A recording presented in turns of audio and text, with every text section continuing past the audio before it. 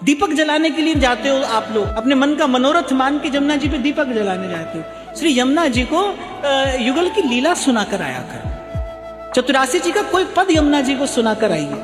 आपके हजारों दीपकों से तो श्री यमुना जी का जल दूषित ही हो रहा है। जो आप करके आते हो वहां पर पूजा के नाम पर, उससे तो श्री यमुना जी का जल दूषित ही हो रहा है। मैं कुछ बरस पहले की बात है, मैं यमुना जी के किनारे बैठा था, तो कोई परिवार आया और कोई व्यक्ति उनको दर्शन करा रहा था। तो उसने कहा कि ये यमुना जी हैं, थोड़ा आचमन कर लो। तो कहने का छी, और जाने क्या क्या उसने कहा। तो मैंने मन में विचार किया कि भाई हमारे आचार्यों ने तो हमें बड़ी सुंदर निर्मल यमुना जी दी थी, ये किया है तो हमने ही किया है, इसका दोषी कोई और नहीं है, हम ही है।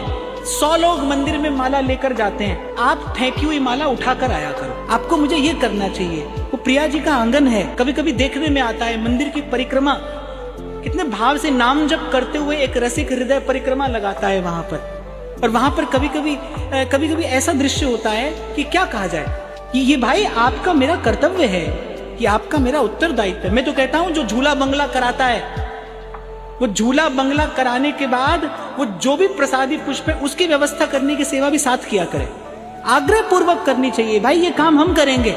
जो भी मंदिर में सेवा कर रहा है, आप किसी भाव से कराते हैं, अच्छी बात है, कराइए, पर मंदिर की स्वच्छता पवित्रता ये तो आपका मेरा कर्तव्य है। और मैं कहूंगा ये धर्म है हमारा।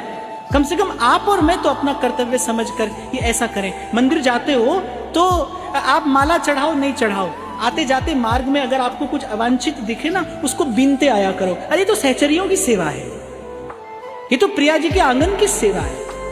और मैं आपको संतों का दर्शन करके बात कह रहा हूं। जिन संतों ने वृंदावन का वास किया, भजन किया, उनके नित्य के भजन क्रम में ये सेवा सदा सम्मिलित रही अपने हाथ से, क्योंकि हमारे आचार्य ने इसकी आज्ञा की है। राधा सुधा निधि में प्रवेश अर्थात निकुंज की भजन भावना में प्रवेश, रस में प्रवेश। उस रस में प्रवेश करने से पूर्व महाप्रभु कहते हैं कदा कुंज भवनांगण मार्जनी श्याम। हे स्वामिनी, कब मैं ये सेवा करूं, कब मुझे